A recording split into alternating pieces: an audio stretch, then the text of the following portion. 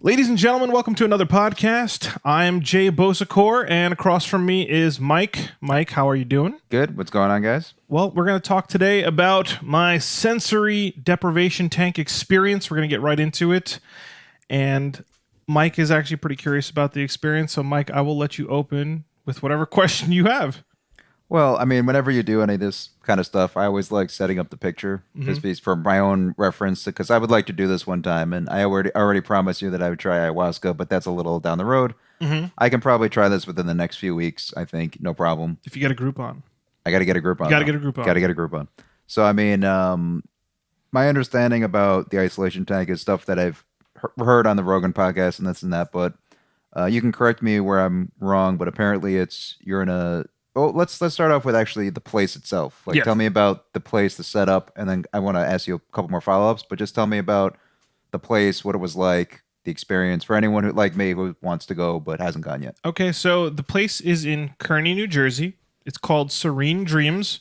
I saw all these pictures online about their tanks, and I did a lot of research. I wanted to make sure it was a legit place, not legit place, but I wanted to make sure they did it right, because I know there's a wrong way to do deprivation tanks, and then there's a right way. And, well, what's the wrong way before you get in the good way? The wrong way, I was looking at reviews, and it's supposed to be complete sensory deprivation. So if you see light, or you're hearing sounds through your tank, or you hear a lot of ambient noise, they're not doing it right. You want to feel total like darkness, total silence. Exactly. Gotcha. And so after reading a bunch of reviews and seeing what they had, everything checked out. Like, oh yeah, this place is legit. They went the nth mile to make sure everything is right. So I booked it. Okay. Yep. And so from there, like the people, the actual setup. I mean, I know that there's probably 100, not 100, maybe a dozen different ways to actually set up an isolation tank. So this was the Epsom salt. This was. Yes. I mean, what did it look like? Did it look like a jacuzzi, or what's the deal here? It looks like a little space pod. Like it's not like a box. It doesn't look mechanical. It looks futuristic. It's very circular. The ones they had. There's different tanks. Sure. But it's very comforting looking. It doesn't look like you're getting into a machine and something's going to happen to you as a human being. And are there like pipes going in and out type of deal, or no? No, it just kind of sat in the corner of the room. It had water in it. I didn't know where the water was being supplied from. I just looked at it. It checked out to me when I saw it. And I'm like, all right, I'll get in this thing. Now, I mean, I've done like a motion MRI before, and like I can feel kind of claustrophobic in there because like it's only about 6 inches away from your face, and you can't lift your arms up, which kind of bothers me. Like I like room to stretch. I don't like tight spaces. So for anyone who has that kind of similar phobia, like either claustrophobia or just general dislike of small places, could they get through that pretty quickly, or is it kind of tough? Well, I'm not claustrophobic, so I can't really speak to that. But what I will tell you is that because it's like a circular pod, it's not mechanical. It's got like it's a bubble, like you're getting into a bubble. The bubble makes you feel like you're getting space. And when you close the tank, everything is within arm's reach. You can close the tank, and you could reach up, and it takes you a while to reach up and actually find that handle. So and how big is it? Really? Well, I know that you were in about 12 and a half inches of water. It felt like it was more than that because I felt like I would have been touching the bottom with my ass. Yep. But they say it's 12 and a half inches. I never hit the bottom because you float. You're so buoyant when you float in it. And I could reach the sides with my hands if I stretch them out. I can bounce back and forward, like up and down in the tank with my feet and my head. I actually bumped my head a few times while I was floating in there. I wasn't at equilibrium. So I feel like it was a comfortable space. And also, you have plenty of air. I know air is a big factor, and that's what makes you feel claustrophobic. I never felt like I was denied air. It was ventilated. And so you felt like you can breathe easily, and that stuff. Okay. It was for me, it was very comfortable. Essentially, I was my own worst enemy, but it was comfortable for me. Okay, and if you did want to get out, it's just a matter of reaching up to a handle, pushing yourself out, and you're yes. free. You don't even need to reach for the handle because by default, it will lift up. You have to pull it down. So if you're freaking out or you want to just get out, just stick your hand up, just push upwards, and the thing will start opening because the hydraulic lifts it has on the sides. It'll let you get out. It's easy to get out. It's actually easier to get out than get in. Fair enough. So a bathing suit or your... bare ass? What's the story here? Well, you'll see all these pictures online, the way they market it. Like people have these beautiful white or black swimsuits, and they get in. You're in the buff. You get in there. You're naked. The point is, you want no restrictions on your body. So you want to float. You don't want to feel any pressure anywhere on your body, and like nowhere. And so if you're wearing a bathing suit, you'll have like that elasticity, or you'll have the drawstring, or you'll feel it bumping in the water, and that creates sensory reactions. They want you to not have any of that. So it was kind of funny because I saw the bathing suits. I'm like, well, I don't think I brought my bathing suit. I brought these shorts. She's like, nope, don't even worry about it. I'm like, okay, I'm getting in the buff and I'm getting in this thing. So wow. Yeah. Yeah. Okay. So, I mean, from there, you're in this thing, you're floating, the door closes, totally silent, totally dark. What happens? Can I bring you a step back? Step back. I'm going to bring you a step back because you're not asking about the actual place. Because I just got into something naked, and you're not asking why I got into something naked. Hey, man, like whatever floats your whatever floats me in the tank, right? Yep. They give you a room. You get a private room. Okay. This one, I was fortunate enough to get the handicap room, which is a little bigger. Okay. Because if anybody wants to go in there with a wheelchair and then slide into the tank, they can. So I had a nice spacious shower. They have a shower. They have a sink. There's a little place to put your stuff. Now, let me stop you a second. Is there any risk of like, this sounds horrible, but drowning? Is there any like health issues or danger to this at all, you think? It's going to be an effort for you to drown in there because you are so buoyant. Like, I'm a heavy guy. I mean, I'm not like fat or huge, but I'm heavy.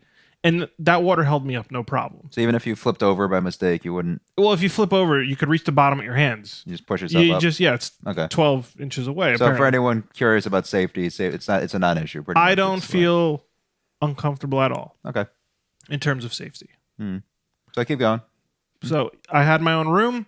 I got ready. It's kind of weird being in a strange place, and it's like a locker room, I felt like I was going to the pool or something. I'm just there. I am naked.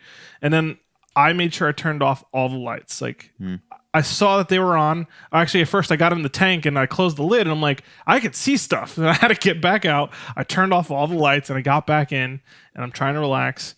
And that's the setup. So if they did it right, you get your own room. You get to put your stuff somewhere in that room, so you can get dressed. And you have a shower because the shower's a good show because you could shower beforehand before you get in. So you're kind of clean. Then you could shower afterwards to get all the salt and all that stuff off you. So that's the way you want to do it. I got you. If there's no shower in the room, or if you have to go to like a group shower or something, maybe it's not as prestigious as this. So, but it sounds like you recommend this place. Listen, that they were pretty spot on with everything. Their equipment and the experience in the room that they gave you, it felt good. It almost felt like a massage place, but it's just water. And so I was very comfortable being there. Okay. And so when it starts, like I was saying before, the door closes. What happens? Like right off the bat, it must take a little bit of getting used to, I assume. Oh, right? yeah. Right. I'll tell you after the experience, I feel like you have to practice. Just like you practice meditation. If anybody's aware that you have to practice meditation, or if you don't know what meditation is, there's a method to do it. And there's a method to get into these tanks and feel comfortable. Did you use a method specifically, or I didn't know there was methods, but I know now that there's a better way to get in.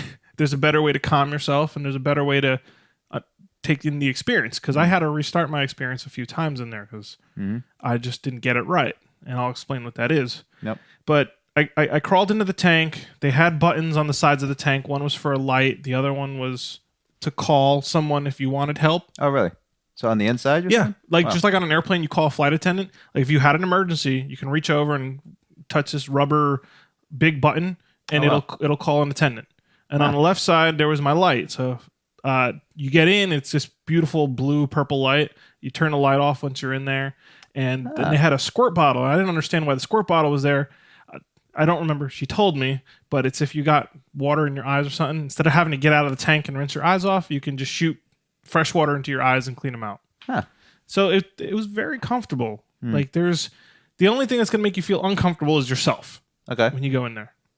I mean, so from there, you're lying down. Do you see visions? Do you see what's the story here? Well, this whole visionary thing, you have to be comfortable. And if you want to do it, I recommend reading or watching something on YouTube that teaches you how to meditate. It is meditative. If you want like a deep experience, you want to know how to meditate. If you just want to relax and take a nap, you can just totally take a nap. And what's beautiful about taking a nap in there is, again, there's no pressure on you. And now I understand why it's so beautiful, because there is no pressure. There's nothing pinching or pressing your skin. Like, you get on a bed and you're relaxed, but you still feel the bed. You still shift and move and everything. Yeah. When you're in here, the water is the temperature of your skin. Everything's nice and warm and just very pod feeling. And you don't have to think about your body at all. Like, just every concern about your body doesn't exist. You're not gonna sink. You're not gonna drown. You're not going to bump around. You're not gonna get hurt in there. It's impossible to have bad posture because you're floating. So you don't have to worry about any of that. And that essentially is, if you want to feel that, it's worth going just to feel that. Yeah, it sounds weird. Just a no effort environment. And then when you're in there, you're asking about visions, and a lot of the marketing has pictures of people looking at galaxies and space and stuff. And, from my own DMT experience, which was ayahuasca, we talked about that on our 4th episode. I understood what the extreme version of meditating was, because that's what happens when you take a psychedelic. And so here I am expecting that. And the problem is, I'm expecting that any moment now this is going to happen, or any moment I'm going to start getting really interesting ideas. But I couldn't settle. Right. Like, I bumped around the tank a few times. So like, I'm just in there trying not to move, and my head would hit the top of the tank. I'm like, bonk. Okay. That knocked me out of meditating. And then I might get an itch. So I'd go reach for the itch. But when you move, you knock off the equilibrium of the tank. So even though you don't feel it, your body's drifting, and you're like, oh, there's the wall. I bumped into the wall. And when you have one of those thoughts, like one of those very clear, sobering thoughts, it's like waking yourself up from a nap. You're out of it. And this is why I wish I would have. Essentially, I'm going to have to do it more than once, because now that I know I can have these problems, I can prepare for them. Yeah, it sounds to me like, from what I'm doing, the quick little Wikipedia search, it's a very, like, you do it every 2 weeks, and that's where you get the, every month or whatever it is. Like, it's a ritualistic thing you kind of do over and over again to learn how to do it and to learn how to do the tank. Instead of just kind of a once in a while thing, it's something you have to do ritualistically to get the most out of it. Is that something that makes sense? You definitely want to do it more than once. Your first time is probably not going to be amazing unless you're really prepared. I don't know how you can do that right the first time. Yep. But you'll understand why it would be great to go another time.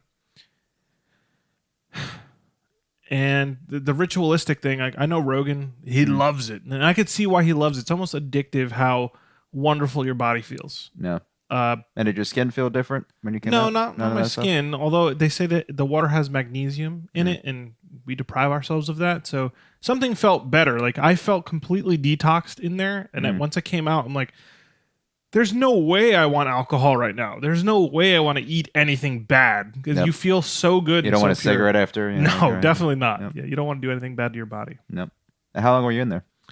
I signed up for an hour, and they volunteered to have music play, some sort of sound, like some soothing sound play for 10 minutes while it kind of settles you in.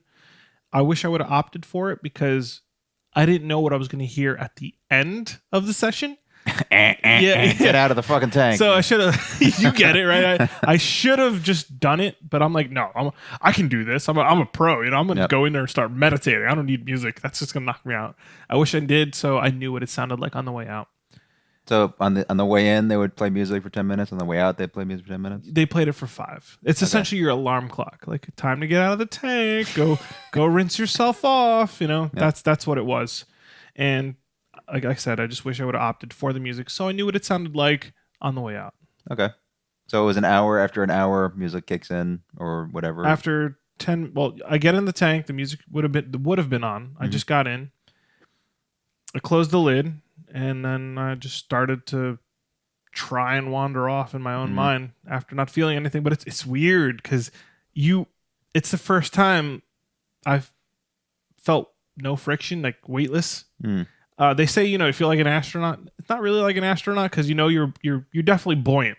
Know you're buoyant, but the more you ignore it, like you could ignore the feeling of your own clothes on your body, right? If you felt your clothes on your body all the time, that would drive you nuts. Sure. So just like you can disregard clothing on your body. You can disregard your buoyancy in the water and forget about it. And there you are. You're just completely free. Yeah, I'm kind of interested in that idea just for like thinking about life. It seems like it's a great place just to be like, all right, what's going on right now? All right, I got to deal with this. I got to deal with that. Where you can just like organize your thoughts. Does that make sense, kind of, sort of? Yeah, well, I want to give a shout out to Michelle, my yoga instructor. She actually listened to our ayahuasca episode and thought it was interesting. But she's also a meditation teacher at my job. Yeah. And if it wasn't for her pointers, I probably wouldn't have settled as good. There's a technique when you meditate is to identify your thought and then remove it. So speak on that a little more. Like explain the process a little bit if you could. All right. So if you're lying down, it's almost like that feeling when before you go to bed and you're trying to sleep, you don't want things from the day to catch up to you. And for some reason, the best ideas happen before you pass out. Yes. And you don't want those ideas because you want to pass out. But if you have a great idea, you kind of want to write it down or you want to act on it or you want to think about it more. Well, that was an old Mitch Hedberg thing where he would just convince himself it was a shitty idea so he didn't have to get up and write it down. But it was actually a good idea. You know what I mean? So, yeah, I get it. Well, he didn't have a smartphone. We have smartphone. You know. You just reach over and write that out. But so the technique is when you know you're thinking to dismiss it, like stop, and then essentially taking a deep breath and you focus on your deep breath, like you're changing where your sober consciousness goes. So if you think about breathing, it's kind of not mundane, but your own breath kind of distracts you to a very calming place. So I understand now when they say focus on your breath, and then it's in yoga and it's in meditation. When it's pretty universal, just for people to just be aware of every breath you take. Yes, I guess that's just try to settle your body, I assume. Yes, and you know what? It almost feels like your perception of time slows down when you do that. You're very present. You're taking in that moment way more than if you were distracted by a television or someone's conversation. When you focus on your breath, like you understand, I'm taking a whole breath. Can we take a couple of deep breaths for him real quick? Okay, give me two. I'm on 2 deep breaths. I'm going to give you. Okay, so if you're listening to this and hopefully you're in your car or you're in a relaxed state somewhere and you're not at work listening to the podcast, Yep. I was listening to an Aubrey Marcus podcast. And he was talking about, it was more of like a motivational, inspirational talk he was giving. And he told people it only takes 6 conscious deep breaths to change your state of mind. Let's do 6 conscious deep breaths. You want to do 6 conscious deep breaths? Okay. Same time? Now, you know what was really funny? After the third one, I want to do it now because when you start taking the breaths, they're going to be like, oh, he got to the third breath. He's like, how many of you already fallen asleep in here and forgot what breath you're on? And everybody started laughing. It was great. But it's you take 6 deep breaths and it already kind of takes you somewhere else. So that's what I tried to do. All right, here we go on the podcast here. 3, you give us a countdown. Okay, 3, 2, 1.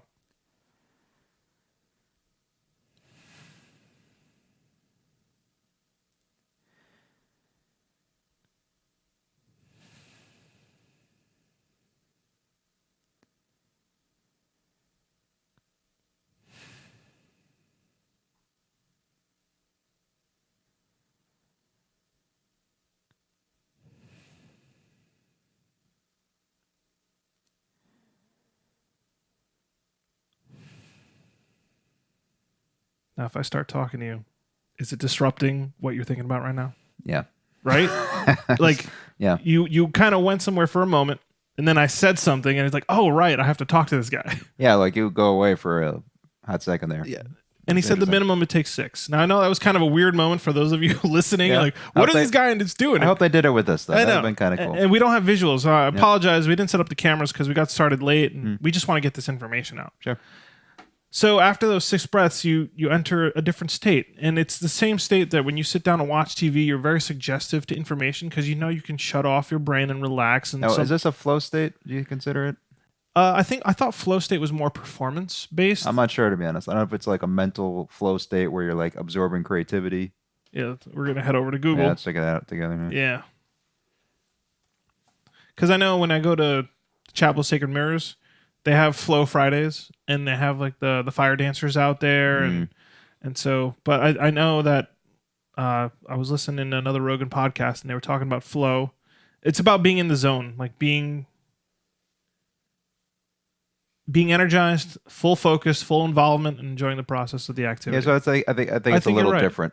It's slightly different though. Yeah. Because I mean, there's probably different levels of what we're talking about here, but it's not so much a hyper focused. It's more of like a hyper, the opposite of just being relaxed. Yeah. Like hyper focus is like playing chess, or so it's different but similar. So just to make you're right. This is like flow is the active, energetic version of what this relaxation was. But I think Rogan might have mentioned this a while ago. I couldn't tell you which podcast, but I think he said that they were experimenting with actually learning in this state. Like if you play a recording of things you have to memorize, or like something like where like about even like a history podcast or whatever it is. If you did it in an isolation tank, you'd absorb the knowledge so much more because you're just not thinking about anything else except the words you hear. Well, that's what happens when you're watching television. Yeah. But from what I understand, you're just in a suggestive state of mind. Yeah. Like you're very observant, but are you? Cause I feel like when you try to retain knowledge, you have to pay attention to that knowledge.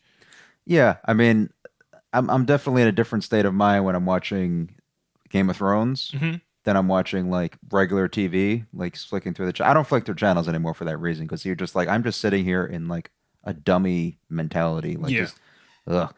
So when you're engaged in something like a TV show, or even a video game, I think it's kind of this weird state of mind where you're just like you're there, you're present. But I think sometimes, like watching CNN or Fox News, I think it does the opposite. It's making you think about other things. And You're just like in this weird state where you're watching the stupid little Fox News thing spin slowly. Like it's like a weird thing to watch. Well, for regular TV. research for you and research for those of you listening, if you want to revisit this, but there's brainwaves, and brainwaves have different names. I know there's like I honestly I don't know. Yeah. So let me look up what the name of these brainwaves can possibly be. But this is stuff that like this is another reason why we're doing this podcast, because we want to actively learn about this type of stuff in the right way, and we don't know a lot about this stuff, so we're going to kind of learn with you guys.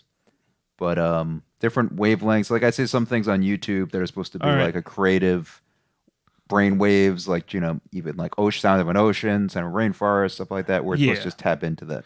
So I'm reading from the site, and it says there's infra low, and it says less than 0.5 hertz, and then there's delta waves, which are 0.5 to 3 hertz. If I could figure this out, theta waves, there's alpha waves, beta waves, gamma waves. So all these waves exist, and without doing the research right now, there's a flow that you're very suggestive, then there's a flow that you're very sober and aware, and then there's that trance-like state where maybe a substance might take you, or maybe you just don't care about stuff and you just want to dance. Like there's different states of mind for sure. When you're sleeping, you're turned off, but you're still alive. So that's some good research to do. Yeah, I mean, it's interesting because there's an opposite to that. Like when you're driving, you're in a heightened state because it's very dangerous. Like when you're actively in a violent situation, that's the opposite of the peace. Oh yeah. And then even like I guess EDM, the dance concept is kind of like a weird trance state mentally when you're actually dancing. Like so, there's a lot of weird things that the brain can do. And talking about the isolation tank, that's one of the nicer ones apparently. Like so, we're just like so for like think about it. Like if you're in a dangerous place and you're afraid of being mugged or something like that, you're super aware of your environment. You're constantly scanning, and you're at a different set of awareness. Whereas when you're in this tank and you got nothing to worry about, it's a very drastic contrast.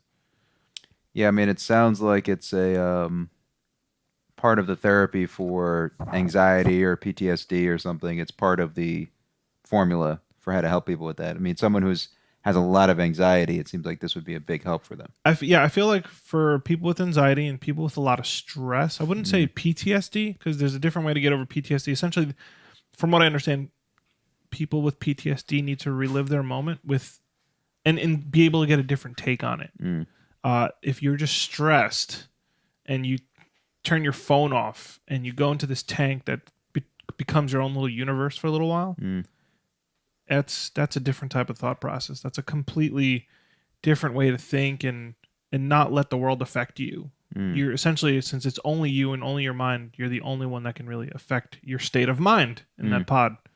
I would be curious to see if they would have people do it together, like a couple or something. Not a sexual thing, but I'm just talking about like if you were in there with someone else, would it make any sense at all? Would it help at all? Well, or just complete the opposite because you're distracted by the other person. yeah, You know? I think you would get distracted, but if you did have enough, like you need a lot of space. Yeah. The tank, it's also got to be economically feasible.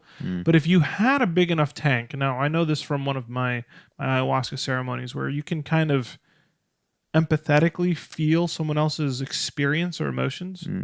I think you would connect like that in the tank, but you're really not talking to each other. So I don't know what language that is. I don't know how to make that connection, but if that connection starts, like I know if you're lying down next to your loved one, sometimes you'll wake up and you've had similar dreams, but they're in completely different places. But if you had a peaceful dream and she had a peaceful dream, that's really the similarity. So I don't think you'll have the dream in the same setting, but you might have a dream with the same collection of emotions. I got you. So I mean, you're planning on doing this again soon, I assume, right? I'll give it some time. Give it some time, like 6 months. No, 4 months. no. I'll try in November. November, okay. We're in the beginning of October. I'll Okay. give it a shot in November. Maybe I'll go with you in November. If that Okay, sounds good. that I'll go sounds with you. fun, That yeah. sounds like a fun plan. But I mean, what would you want to do differently your second time around? Well, I know that I want to settle into the tank as fast as possible. And so when I got in there, again, being buoyant, being so buoyant and unaffected by anything is a weird feeling. I even got it. I've never floated that well. Like when I got in there, I was like, whoa, like my feet kicked out. And like when you turn over on your side, you're like, whoa, like everything is kind of weird. Like you're trying to balance on something. But essentially the trick is to just relax. Like the more you fight it, the worse time you have. If you just relax and just throw your head back and your arms to your side, you'll get a better response from the tank. And you said you do yoga, right? So it's kind of. I started doing yoga. Yeah. So how's that going? And is it similar to just getting that relaxation? Yes. Okay. Yeah. There's a pose in yoga called Shavasana, and it's essentially I didn't know this, but it's at the end of every yoga session that you lie down on your back, you put your hands to your side, your feet are straight out in front of you. You look up, you try to make sure your pathway, for air is clear, and you just kind of try to push out those thoughts. You try to meditate. Dude, I just had a class on Tuesday. I fell the fuck asleep. I was gone. And I'd be like, was I snoring, guys? And some of the ladies in the class were like, oh, that was you? Yeah, that's going to happen, man. I was gone. But I want to be able to feel that in the tank. So I'm on the ground on a yoga mat, but if I could get to that state of mind in a float tank, some sensory deprivation tank, that'd be incredible. What's the name of the pose again? It's called Shavasana. Shavasana. I got to start retaining some of these. Yeah. Again, I'm a newbie. Yep. And again, another shout out to Michelle, the yoga instructor that's Hi, teaching Michelle. me all this. I hope she listens to this. But it seems like it's a no-brainer to think like, okay, you should do yoga before you get in the tank to be that would be a great idea. extra relaxed. I mean, do yoga, get in that state, and all of a sudden just inch your way over and jump in there, and then you're double in the zone because you just did yoga. I mean, you might have to shower before. Like, it's a weird thing. You should shower, it might get sweaty, and then just like sneak yourself in. No, you're fine because the effect of the yoga, like you kind of feel better for the rest of the day. Depending on when you do it, it lasts for hours and like a lot of hours, not just like 2 or 3 hours. It lasts for a while. The remnants of yoga, and I benefit from doing it in the middle of the day after I'm done with work. You kind of squeeze out all they call it the negative energy, and then that's all gone. If I took a nap or I just had my own thoughts, you get up and you're just so refreshed. Now, for those of you that don't do yoga or really don't know what it is, a lot of people think it's like a physical thing where you just stretch. Like it's some sort of stretching with some sort of, I forget the name of that kind of exercise where it's just like tension. It's not like I'm lifting constantly and doing motions, but there's a spiritual aspect to yoga. There's a meditative aspect to yoga. And I think if you're open to that, that's the benefit of it. It's not just the physical stuff. I mean, if you really want to train your body to be something, go lift, go do some cardio, go run, go row some boats, go swim. If you really want to do something athletic with your body, but if you really want to clear out negative spots on your body, the yoga is amazing. And so I was just talking to my girlfriend about it. I feel like yoga, if negative energy was like like a fart in your body, like yoga squeezes every thing of negative energy out of you.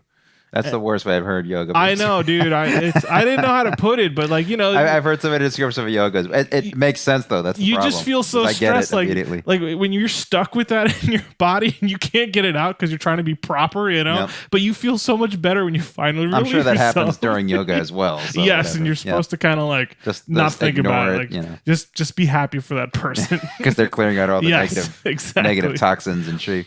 But if you can clear out all that negative energy, and then you have a clear mind, and you get to Shavasana, and like I said, I just passed out. There was nothing for me to think about. I felt so great that when I got to Shavasana, I'm gone.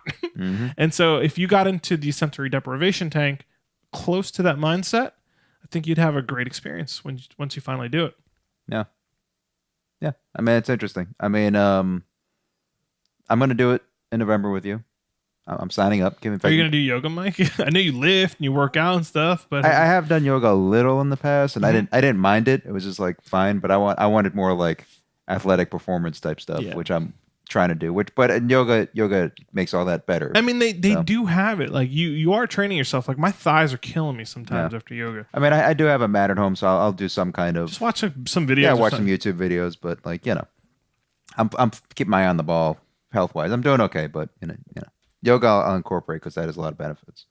But you pick a date for me in November, we'll do it. We'll have another podcast. We'll just kind of flesh that out a little bit. If you want to pick the weekend now so I can confirm, let me know. I'll tell you, when I was getting to the end of experience, I felt like for my first time I needed practice. Like I was telling you, you want to practice before you get in that tank. So at the very end, I remember what it was like kind of being on that DMT trip. If you want to call it just a trip, I don't like calling it a trip. I feel like that's almost disrespectful because experience. It's like, you know, oh, you took a trip, you know, like what I get on a fucking mental roller coaster and come back, right? It's because you can go somewhere in your mind, like you have really profound thoughts, and when your thoughts kind of take you up, I guess it's like a trip, like an experience. Like when you get in virtual reality, you're in a room, but you feel like you're somewhere else. Well, let me ask you a question. So when you're in the tank. I have a follow-up before I answer this question. Sure. Did it remind you of the DMT experience? And when you're sleeping at night, do you ever go back to the DMT experience? Like, is there something that you tap into even sleeping on a normal day and then compare it to the tank? Do you ever get kind of back in that state, or is it just so unique to DMT that you just, you understand the question? Yes, I understand. Yep. So going to sleep, no. Okay. Essentially, when you dream, that's when human beings have DMT in their bodies, in your brain. That's pretty much my point, though. Like, do you have that little bit of DMT bring you back, kind of, sort of, or not really? The thing is, when you sleep, you don't trigger it yourself. Like, you don't manually trigger that. Like, if you go into the float tank, you chose to do that. Sure. If you take DMT, you chose to do that, and you know it's going to affect you. But when you go to sleep, you're not waiting to start dreaming. You know, it's almost impossible to wait to dream. Like you just need to shut off first, and then your mind takes over. Because it was always interesting when something woke me up in the middle of the night. Like I forgot to turn off my phone, and I would get like a text at 3 a.m, or something would happen, like thunder, what have you. But when you're waking up, not when you're supposed to wake up, like you're interrupting your sleep, and you're interrupting this really crazy DMT trip in a weird way. Yeah. So it's like, if that didn't happen, you would ignore that completely. But since you got woken up in the middle of the night, all of a sudden you're thinking about the dream that you're having. That's always a trippy thing. Yeah, it is. You know, because you're like, holy shit, I was just experiencing 8 hours of REM? Rapid eye movement. You know, like you're experiencing this crazy night's sleep, but something interrupts you where it just like takes you out of the moment for a second. And you realize you're in the middle of tripping. Yeah, you're in the that rapid eye movement. That's a weird thing to me. The reason your eyes are moving so fast is because whatever environment you think your mind is in, you're looking at stuff. Yeah. And so you're looking at the back of your eyelids intensely because that's just your reaction. It's just your instinct to look around. So your eyes don't see anything, so they can't disrupt you. But meanwhile, you're looking around your own mind like crazy. But how are your dreams since after the DMT trip? Is it different? Same? Doesn't have any effect? See, for me, I mean, I have deep sleep. I can sleep. I wake up earlier than I expected. Oh, Mike, actually, you bring up a good point, dude. I slept amazing. That for night? The next 3 nights. After the DMT the or best after sleep I've had in a while. Or after the float tank? After the float tank, dude. Okay. I don't know if it had to do with the magnesium in the water or the extra nutrients or the fact that my body just was able to completely relax. But I just had been in this thing lying down for an hour, Mm-hmm. and I came home and I just want to take a nap. And I took a nap with my girlfriend like instantly, and it was like an amazing. It was an epic like 2.5, 3 hour nap, Yeah. and it felt so good. Like we had this.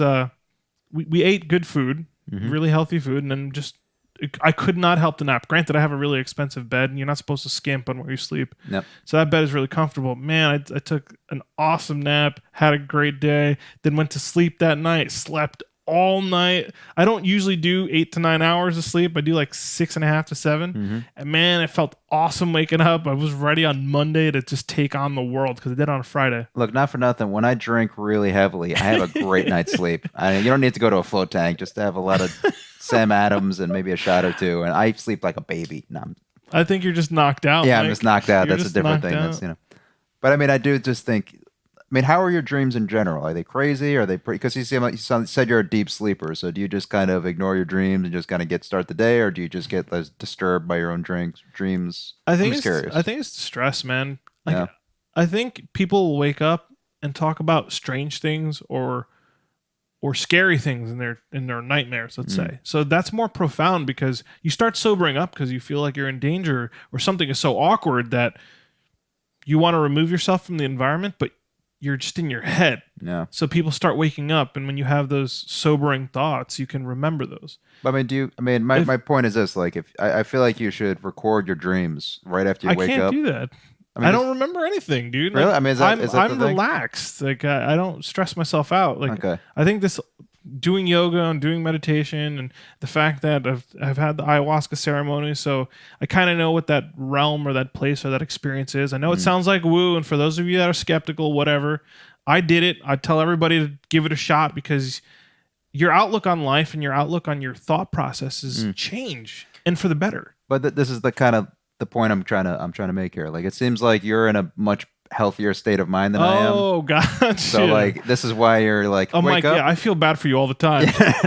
No, but I feel bad for you so much. it's an interesting thing because like I wake up most mornings like distressed or stressed out about something, and I know that's not healthy, and it's reached the point like I might have a fucked up nightmare or like whatever, and I would record them. Like I have I'm not gonna read them because they're crazy, but like I have recordings of my dreams just to kind of organize why I was thinking this and that and whatever.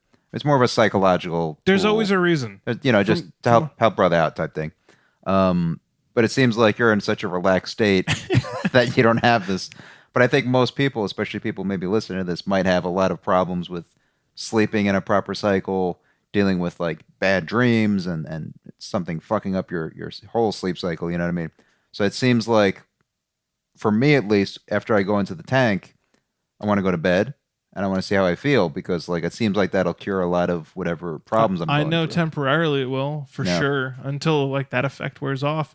But dude, I look at a lot of people and I feel bad, man, because we deal with stress. You deal with mental stress, you deal with bodily stress, Sure. and then you deal with your own physical state. Like, are you healthy? And if you're not healthy, if like you're a heavy person, you're huffing yourself around all the time. If you don't have a good diet, you feel just like shit. You feel like shit and you don't know why. Like you feel slimy or something on the inside.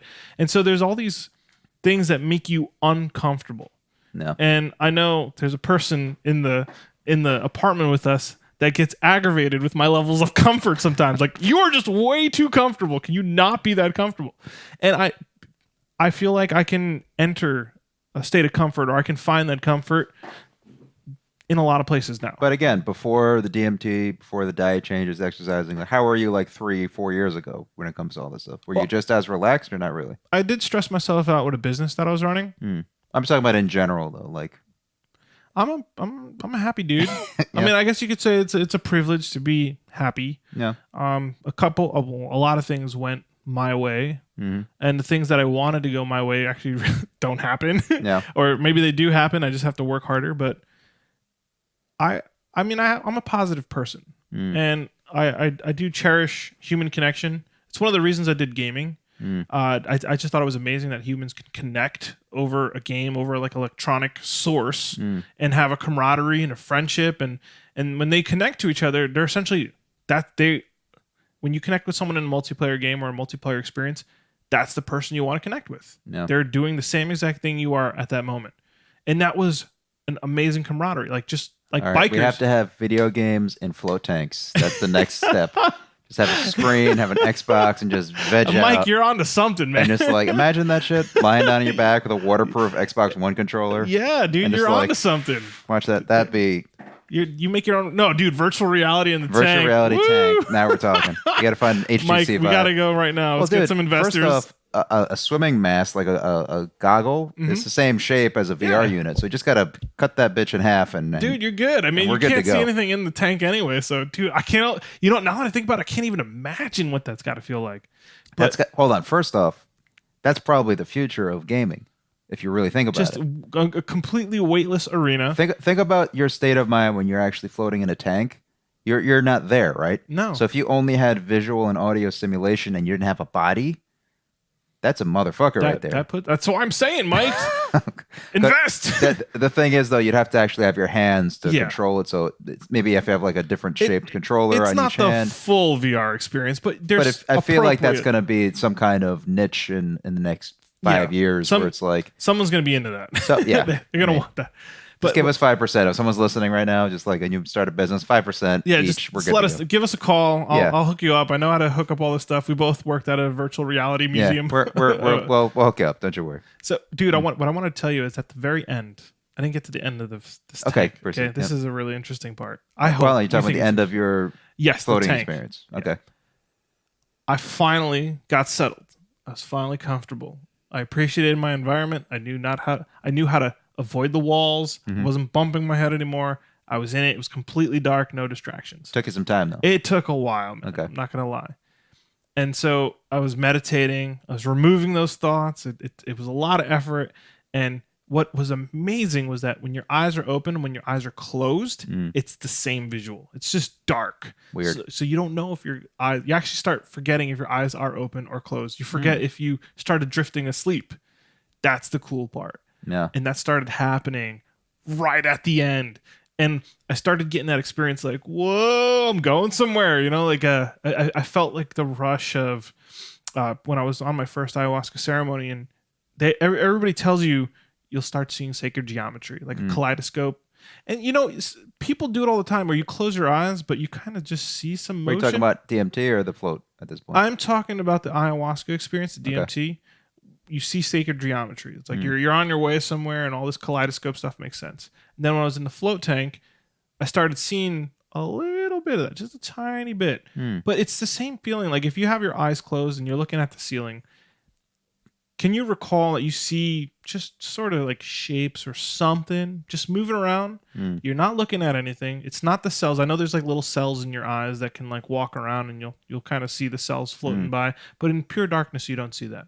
No. So, do you ever get that? It's almost like it's like a weird, not a flash, but almost like a strobe type of visual experience you'll get just seeing darkness. Yeah. I mean, I've experienced stuff similar to that. Like at night, sometimes you can't because it's not quite dark. Yeah. There's a little bit, so you can see things and this and that. But it's weird. You actually reminded me of. This is gonna get a little weird for a second, but when I was a kid, I did a lot of deer hunting, and like bow hunting is very still. It's a very still thing. And when you're sitting in a tree stand and it's freezing and you're just like, there's nothing to do for 8 hours, you know, except have like a little bit of candy, a little bit of water, but you're there for 8 hours and you're just staring at the wilderness. And if you guys want to YouTube Chris Pratt, that's Star-Lord, right? Yeah. He describes like the morning of being in a tree stand, and like it's a very poetic thing. So if you do Chris Pratt deer hunting, or he talks to Kevin Pollak on his podcast, but it just reminded me of that, because when you're in the wilderness, and for people who don't know, when you're deer hunting, you go on a tree stand when it's dark, like you have your flashlight and you find the tree stand, you buck yourself in, and all of a sudden the sun rises, and it's a little psychedelic in a weird way, because you start seeing the sun, you start hearing birds.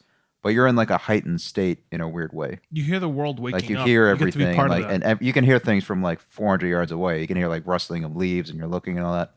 But there's a phenomenon that happens, which is why I'm bringing this up, where when you're in the state of like you're actively pursuing prey, like you're looking around and like a tree would move like a little bit. You're like, is that a deer?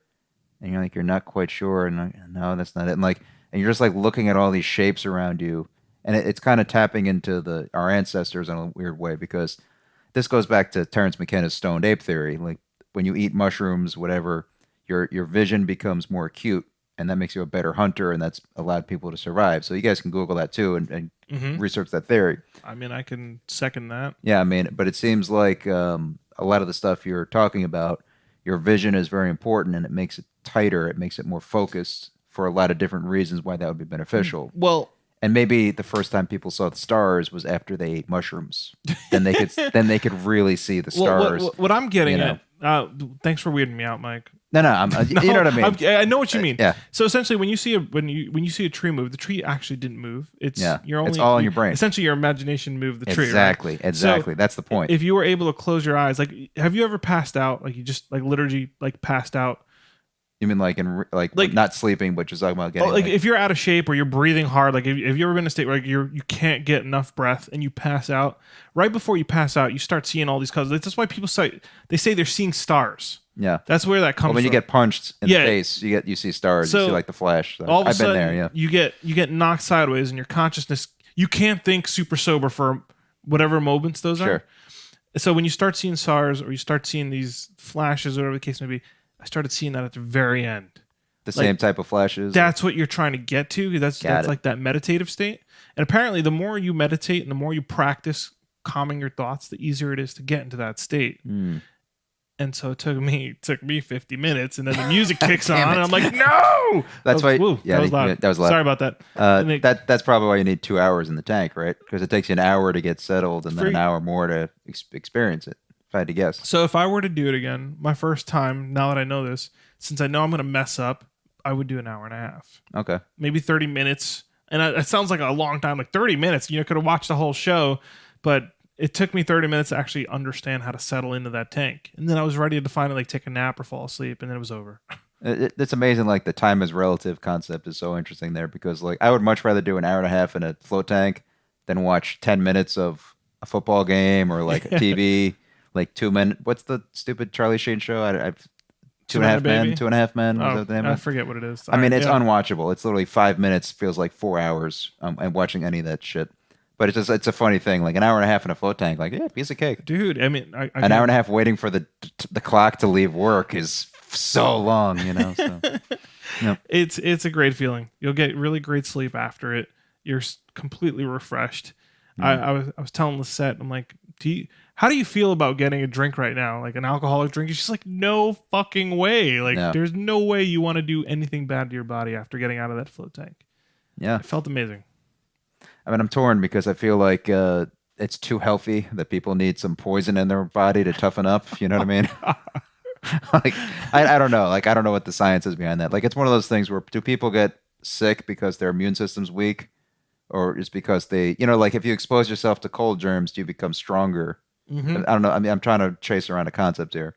But like if you're too relaxed and too peaceful all the time, like is that good for you really? Or do you need the stress and the badness to kind of toughen you up? Dude, honestly, I don't know. The stress is unhealthy. Okay. I mean, if you want to boost your immune system, see, the thing is, if you get used to stress, or you can dismiss stress more often. See, stress is a state of mind. You put yourself there. You're either concerned, you're too concerned about what's happening in a bad way. No. So, like if your house is burning down, but you're rich, and if it burns down, you can just go to another house. You won't stress that as much as someone losing everything that they have, right? Correct. So if you're not going to burn in that house, then you can just like walk out. You could be like, I'll just get another house. I mean, that's a weird way to put it. That's what the first thing that came to my mind, but it's just how you think about stuff. So if you don't stress, and I know people say, yo, stop stressing about this, but if you don't stress about things, it's not going to affect you in a bad way, and you won't be unhealthy for it. Well, I mean, people can actually YouTube. There's a rabbi he really has a really good take on stress, and I won't butcher it. I'll just let you guys listen to it. But his name is Abraham Twerksky, Twerski, and it's How to Never Stress Again. And this reminded me of I won't paraphrase it, but if you listen to that, in a real type nutshell, it's like imagine stress as a shell, like a lobster shell. And when you're stressed out, you just need a bigger shell. You need to outgrown your shell. You know what I mean? So it's like a good angle to kind of deal with stress. And I mean, this is more of a psychological question. What's the right amount of stress to have? Because when you're playing a video game, you're a little stressed, but it's not that bad. Like when you're in the if you're in a sparring in some way, there's stress that you're dealing with. So I'm not quite sure for me or for you or for anyone, do we need more of good stress and less of bad stress? Because there's a different type of stress. Like when you're sparring in jiu-jitsu, there's like, this guy's going to take my head off. What do I do? Yeah. And then there's stress because I have like a rock in my shoe that's bothering me all day and I can't get it out. And, like there's different levels and different ways to interpret stress and pain and discomfort and this and that. So it's like, I don't know. Well, to be hey, honest, dude, I'll take you on a lead here again. Yep. Let's go back to one of my meditation classes, and you're removing a thought, and I even had to ask a question. What if you get an itch on your face, and like that itch can bother you? Oh, you yeah, know? for sure. You have to get rid of it. Yeah. And then not the yoga teacher and meditation teacher, she says, well, it's a thought, and it's a sensation, and you can dismiss it. And that's hard. That's tough. But I did it like once. But it's difficult, right? Dude, like, I have an itch on my nose right now, and I'm don't scratching let it bother you. I'm scratching it. There's no way I'm ignoring that. Screw all of you. Yeah. But I think stress is bad when it's overwhelming. Yeah. Like when you're getting into a stressful situation, but you plan for it. I think that's way different than just life beating the shit out of you. People get stressed out watching sports, like really stressed out. You don't have to do that. I don't. The thing is, I don't care. You don't. First of all, you don't have to watch sports. But then if you're watching sports, why are you stressed watching sports? Like, because you choose to care, which means you choose to be stressed out about that. That's an interesting point because it's, I guess subjective is the proper word to use here. But like when you're watching a sport or even a movie or something, it's always fun when you watch a TV show. And this happened a couple of times in my life where you're a really big fan, but you're in a group of people and one person never watches it.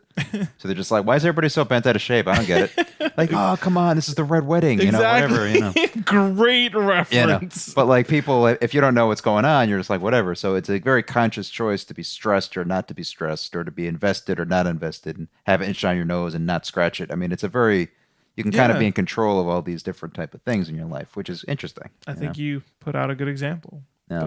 You essentially, you can choose a lot of your stress, and you can also, if your environment is stressing you out, you can consciously change your environment. I don't think people exercise that enough. So getting into this float tank for an hour completely changed my environment. There is no reason for me to be stressed at all in this float tank. And I even had to convince myself that I'm not wasting my time. Like I'm going to do nothing for an hour. That's difficult for me because like I kind of want to either be productive, I want to listen to a podcast, I want to educate myself. I could have been playing a video game, maybe I can catch up on some work. What's going on with my cell phone outside the tank? Like there's so many things. But that 1 hour, if you can really just focus on doing nothing, it's a vacation in a pod. And you can go on vacation for an hour, Mike. I mean, I am curious of people who have like experienced real trauma, like I'm talking like soldiers type stuff. If they got in that tank, would they, I mean, I don't know how they would react, because it's like, well, I've been through war, I can do this, no problem. But it's not like a challenge to be in an isolation tank. It's more of a state of mind you have to get into. Yeah. But as a general rule, I'm always curious of like meditation helping out people who've been through serious trauma. Why does it help them? Like what's going on? And for me personally, like when you go through some dark shit in your life, the really trivial things don't matter. Like you consciously say, I'm not going to get stressed out that I'm in traffic anymore. Like it doesn't matter in the long, like. So just kind of, I'm stretching a little bit, but it's like I think I can help your point here. Yeah. So for instance, I've been wronged a couple times in my life, and when I was younger, I didn't understand why a person would be this mean or this conniving. It was a relationship thing I had. Yep. And years later, I have the knowledge, the experience, and I would call them tools to understand that this person was going through some shit that I didn't know about. And their shit was way worse than mine, and I could almost feel bad for that person, right? So I have new tools, I have a new way of thinking, and I have a new way to experience a memory. I can go back in that memory. It's like almost like playing a movie. How many times have you watched a movie and you watch it again, you're like, oh shit, that guy was leading up to that the whole time. Yep. So you have a new perspective on the same thing. And that's what people with PTSD, veterans, or anybody that's been in a car accident, like, the experience came at them so fast and they were so not ready for it that every time they think of that experience and it starts, the memory and the experience starts boiling up in their head, it creates an episode. And so if you can go back to that memory with extra tools, extra knowledge, and figure it out and understand why your body and why your mind felt like that in every moment that you constantly remember, then it will go away because you can almost like make peace with the moment. But if choosing not to scratch the itch, essentially, like you feel the trauma, you feel the itch, but you're just like, I'm not going to scratch it. I'll let it go. Well, yeah, see, that's a different thing. It's kind of similar. Itch bothers you, in a mental way, but it is different because you can scratch it and it goes away. With the PTSD, you can't scratch it. You have to be able to face it a different way. So if you've played, let's say, like a video game, like an RPG, right? The first time you play through something, you're a low level. And it's a fucking struggle, right? And you gear up and you'll get new weapons and new armor and all that stuff. And then you go back to that level and it's cake. That's what getting these tools, these mental tools, these different ways to experience something differently, that's what it's going to do for you. So you go back, and since you're stronger or since you can get more out of the experience, you can actually go for it. So instead of just beelining it, going from A to B to goal to get the hell out of there because it's hard, now that you're more equipped, you can really look around. You can make sure you understand the full experience. And I think that's what it takes to get rid of PTSD. Once you understand your full experience, you don't have to revisit it. It doesn't bother you anymore. You've seen it all. And I don't think you can... I mean, in the float tank, like, it's more meditating than it is the float tank. So if you learn how to meditate and you go to the float tank and you're going to think about that experience and let it creep up on you, I wouldn't consider it that. I think you could just do that meditating. If you meditate more often, and again, for those of you listening that never meditated, there's an art to it. I always thought it was just somebody sitting in the corner of the room with their eyes closed, like, what the hell are you doing? But if you understand what someone meditating is trying to do, it's actually a beautiful thing. And I encourage anybody listening to try it. Yeah. I mean, I'll reference Clint Eastwood again because I've talked to him in the past, but he's an example of someone who I consider to be very healthy because he's still 87 years old and whatever, and he's still working, but he's a big practitioner of meditation. It just shows you like the benefits of doing that. Like if Clint Eastwood does it, you should do it too. You know what I mean? And I also realized that 88, by the way, 88. Yep. when you meditate, they tell you it's healthy to do it in the morning, but you can't also make it a routine. Yeah. Like, I'm going to meditate at this time and I'm going to get up in 20 minutes. And so when you make it your routine, it doesn't become natural. So seems like different tools for the toolbox in a weird way. Exactly. Right? Yeah. So whether you need to go to a float tank, whether you need to meditate, whether you need to get to some sort of DMT ceremony, whether you just need to make amends with friends and memories or get through some of your own thoughts, you do need to spend time with yourself, figure out the best way to spend time with yourself, treat your body. Like that's what that float tank was. My God, treat your body. Like you don't need a massage. Like when you don't have to do anything. Like I had a massage recently. I went to a Korean place and I got a massage and man, I got my ass kicked, dude. But that was a stressful massage. Yep. This is no stress whatsoever. So if you feel like you need that in your life and you're not claustrophobic and you're not going to worry about the environment, absolutely do it. And you want to cut it there, Mike? I think so. I think it's a great place to end it. I think that's great. So for those of you listening, whatever podcast platform we have this on, YouTube, sorry that we didn't do the video this time. It was just late. If we're on CastBox and whatever audio platform we're on, please give us a like. It helps me with feedback. And also leave a comment. If anything impacted you, if you remember anything profound from this podcast, I would really appreciate a comment for feedback. And I think we'll leave it at that, Mike. I think so. All right. Thanks, everybody, for listening. And stay tuned. Keep subscribing to everything. And check us out when we release more stuff. All right. Thank you, guys. Take it easy. Bye.